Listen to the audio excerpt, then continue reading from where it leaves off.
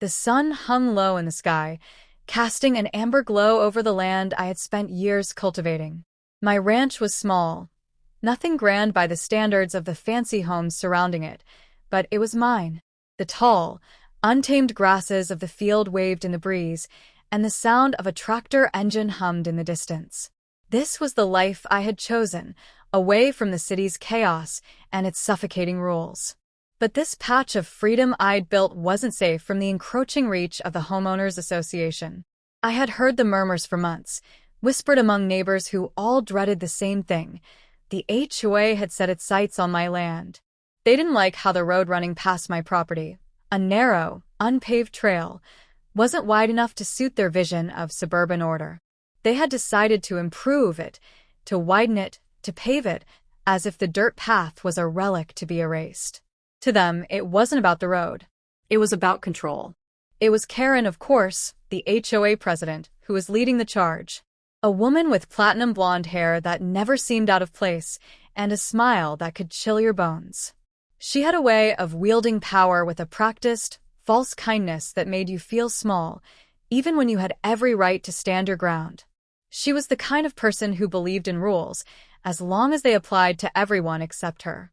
The HOA had already begun their campaign.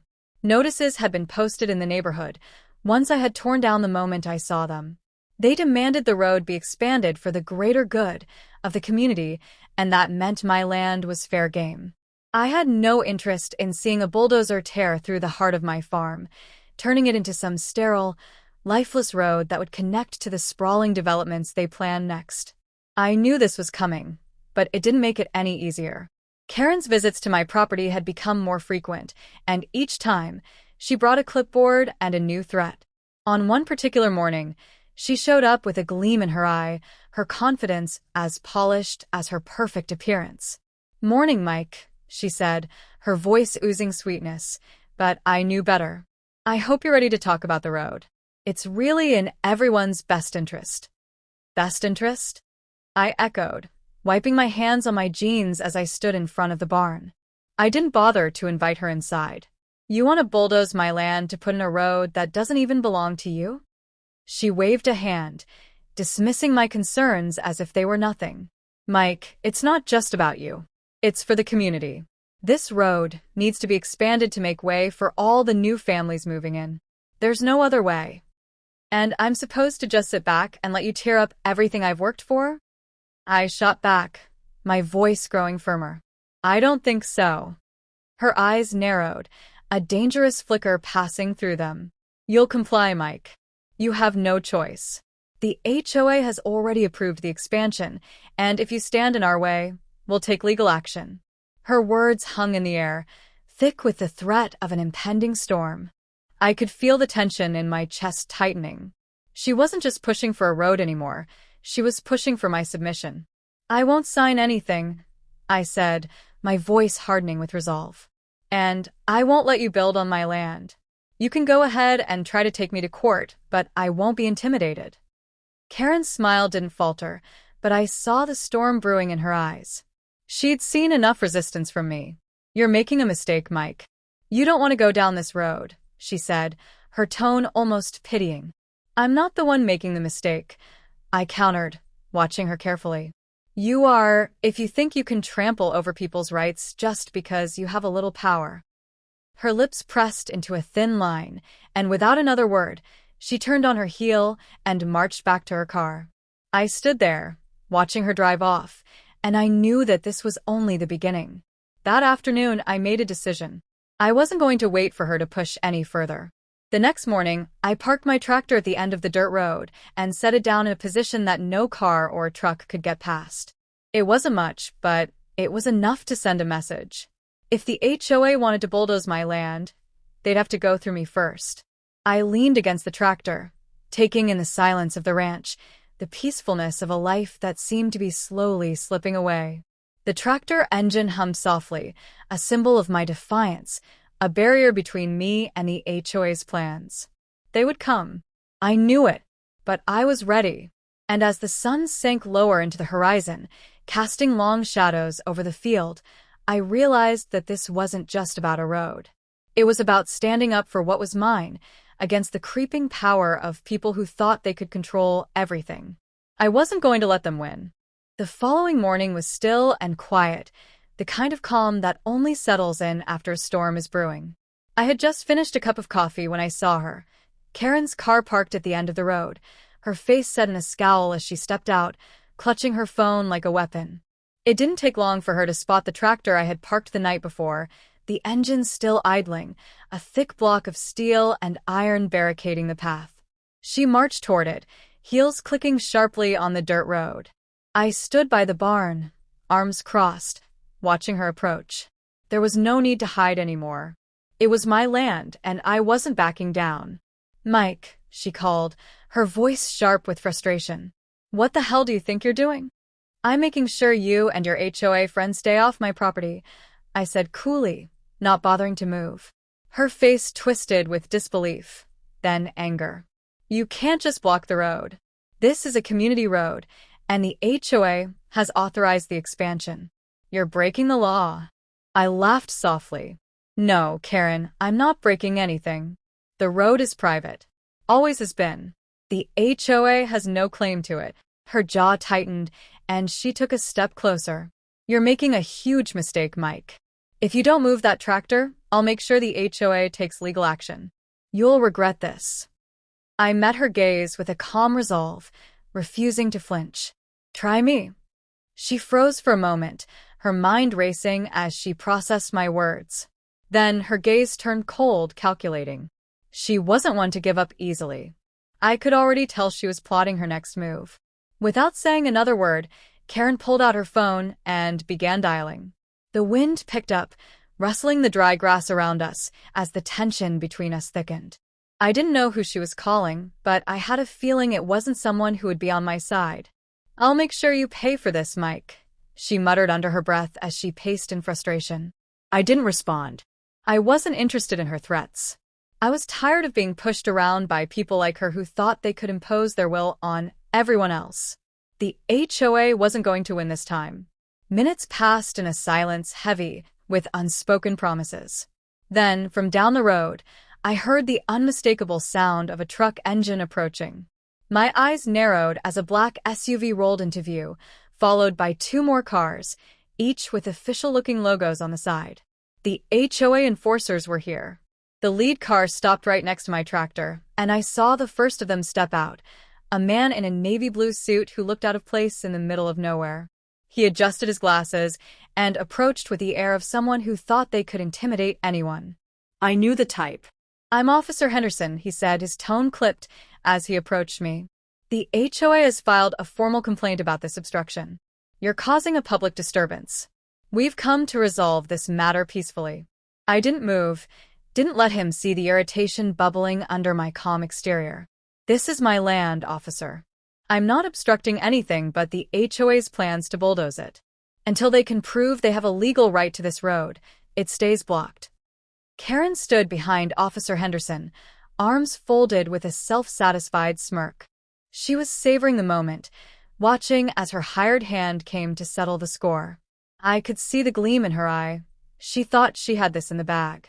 Henderson glanced back at her, then at me. "Listen, Mike," he said, trying a different approach. "We can avoid any conflict here, if you just move the tractor. No need to escalate things." "I don't care about avoiding conflict," I replied flatly. "What I care about is you not stepping one foot onto my land without permission." Karen stepped forward, her voice shrill. "He's being unreasonable, officer. You need to arrest him for blocking the road. He's making it impossible for anyone to get through." I couldn't help but shake my head. "It's not a public road, Karen. And no one is stuck here but you." She inhaled sharply, her face flushing with anger. She hadn't expected me to stand my ground this long, and the longer this standoff continued, the more desperate she became. I knew her well enough to see the storm brewing behind her eyes. Karen wasn't one to let go easily. This wasn't just about the road, it was about power. Officer Henderson shifted his weight, clearly unsure of how to proceed. The situation had turned from a simple dispute into something personal. He had no legal grounds to force me to move the tractor, and I could see the frustration growing in his expression. "Mike," he said slowly, We don't want to escalate things, but if you refuse to move, we might have to take legal action. I tilted my head, meeting his gaze squarely. You'll have to take it up with my lawyer. I'm not moving. The tension between us snapped as Karen's face twisted into something venomous. You'll regret this, she spat. You think this is just about a road? You're going to lose everything, Mike. Her words hung in the air, thick with malice. I didn't flinch. Instead, I stepped back and leaned against the tractor, feeling the weight of her threats roll off me like water on a duck's back. We'll see about that, I said quietly. As the officers gathered their things and began to leave, I knew one thing for certain. This wasn't over. It was just beginning. And no matter what Karen threw at me, I wouldn't back down. I had to protect what was mine, even if it meant going to war with her and the HOA. And I was ready for the fight. The days after the standoff felt like a slow burn, each moment crackling with the tension left in Karen's wake. I had no illusions about what was coming next.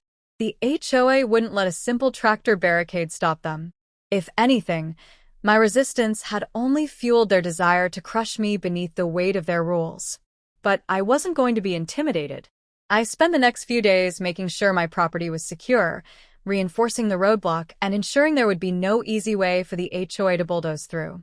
My farm was my sanctuary, my livelihood, and I would do whatever it took to protect it.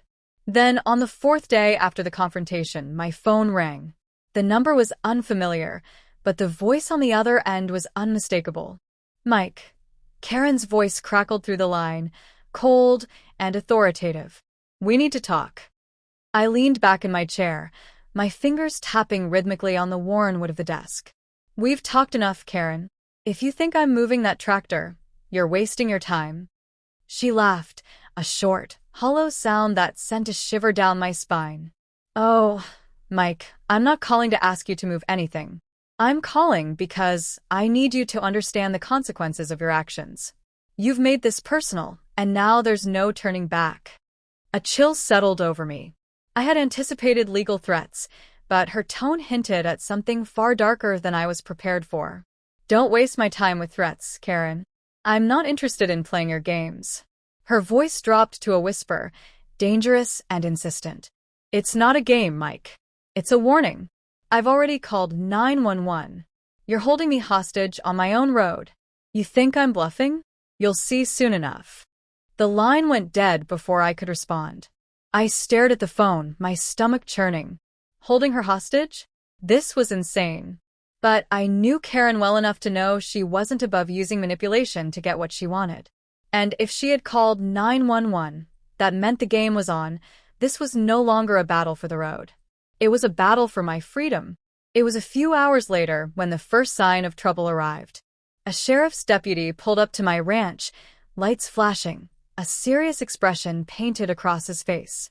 Behind him, Karen's car was parked on the side of the road, its door wide open.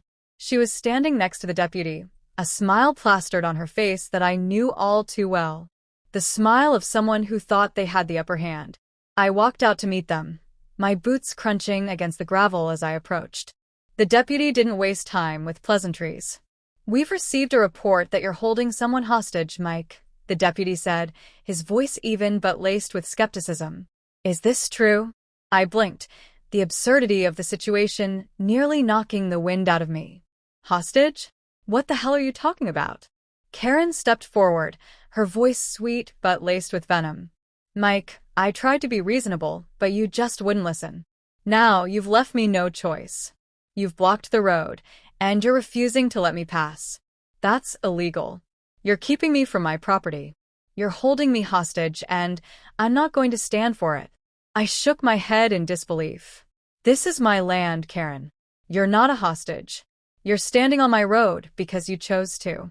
You're the one making this an issue, not me. The deputy eyed me, clearly torn. He glanced back at Karen, then at the tractor still parked at the road's end.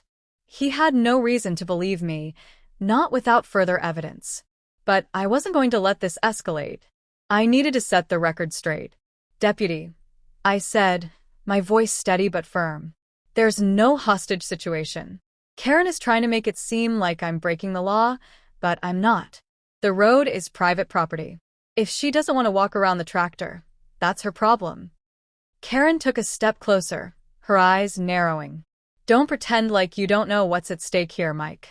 You've crossed a line. You'll be hearing from the authorities soon enough. I turned to the deputy. Call it in. I'm not going anywhere. And I won't let her run roughshod over my rights. The deputy hesitated for a moment, clearly weighing his options. He looked from me to Karen and back again, sensing the tension, but unable to make a decision without further proof. Finally, he sighed and reached for his radio. I'll get a supervisor out here, he said, his voice resigned. But I'm not getting involved in this unless there's a real issue. As the deputy walked back to his car, I could see the triumph in Karen's eyes. She was convinced she had won. The seeds of doubt had been planted, and I could already feel the pressure building. Everyone in the neighborhood would be watching, wondering how the situation would play out. But Karen had underestimated me.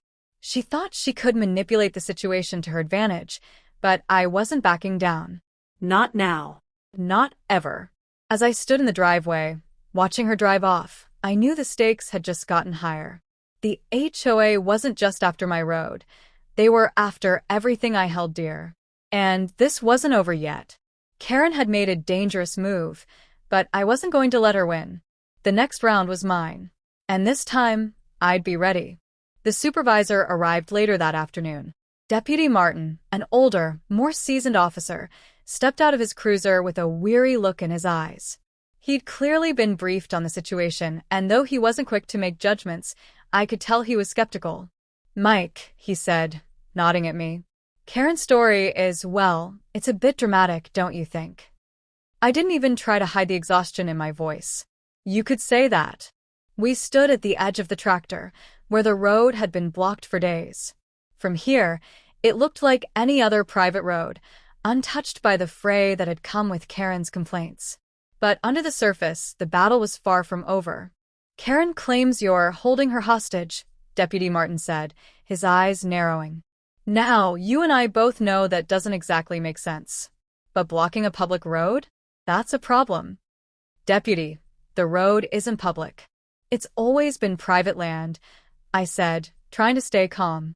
Karen and the HOA are the ones trying to force their way through, and now they're making up stories to make me look like the bad guy. Martin scratched his chin thoughtfully. Yeah, well, I can see both sides of this. But you've got to understand, if Karen pushes this further, it could go to court, and you'll have to deal with a lot of legal costs. I wasn't about to back down now. The road, the land, and everything I had worked for was at stake. I wasn't about to let her and her HOA gang tear it down because they thought they could push me around. I don't care about the legal threats, Martin, I replied firmly. I care about my land, and if they want to play dirty, I'll fight back. The deputy glanced back at Karen's car, where she was sitting, watching the exchange with an air of triumph. She thought she had me cornered, but she hadn't accounted for the fact that I wasn't like everyone else she'd bullied in the past. This wasn't just about a road. This was about principle. All right, Mike, Deputy Martin said with a deep sigh. I can't make this go away, but I'm not going to be the one who makes it worse. I'm telling you, though, this is the point where you need to decide whether you want to keep this fight going.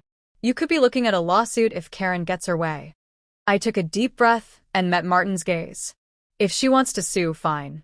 But she's not getting 1 inch of my property. Martin nodded slowly, respect flickering in his eyes. All right. I'll hold off on anything for now, but you'd better prepare for what's coming. As he turned to leave, I felt a rush of adrenaline. I knew the worst was yet to come, but I wasn't afraid. Karen had overplayed her hand. She tried to manipulate the system, but she had no idea who she was dealing with. Later that evening, I received an unexpected visitor. A letter, hand-delivered by one of Karen's lackeys from the HOA, arrived just as I was locking up the barn. I tore it open with a mix of dread and anticipation. The letter was thick with legal jargon, but the gist of it was clear. The HOA was demanding I remove the tractor, or they would file a formal lawsuit to have it removed by force. They'd even gone so far as to cite alleged safety violations and unreasonable obstruction of public property. The audacity. I folded the letter carefully, then crumpled it into a tight ball. This was their final push. I knew it wasn't just about the road anymore. It was about their pride. And Karen was willing to drag me through hell just to prove she could. But there was one thing she hadn't counted on. I wasn't backing down. Not now, not ever. I had a plan, and I would make sure the HOA knew exactly who they were messing with. The next morning, as the sun began to rise, I was already out on the road, the tractor engine humming to life. This time, I wasn't just blocking the road. I was sending a message. I set the tractor in place, but this time I didn't just park it at the entrance. I made sure the entire path was completely blocked, as if to say, not 1 inch more. I knew Karen and her goons would be furious, but this was the turning point. If they wanted to take me to court, let them. If they wanted to escalate things, let them. I wasn't afraid of their threats. The HOA was about to learn that I wasn't someone who could be pushed around, no matter how much they tried to paint me as the villain. Within hours, Karen's car appeared, her familiar smug smile already plastered on her face. But when she saw the fully barricaded road, her expression shifted. It wasn't anger this time. It was uncertainty. She could feel the weight of the situation shifting. She hadn't expected me to go this far. Karen stopped her car just short of the roadblock, getting out with her phone already in hand. "You're making a huge mistake, Mike," she said, her voice quivering with frustration. I stood firm, arms crossed, ready for whatever she threw at me next. "No," I said evenly. "The mistake was thinking you could do whatever you wanted to my property." As Karen fumed, pacing back and forth, I felt a sense of calm wash over me. This was the moment. The game was no longer in her hands. It was mine, and I wasn't letting go.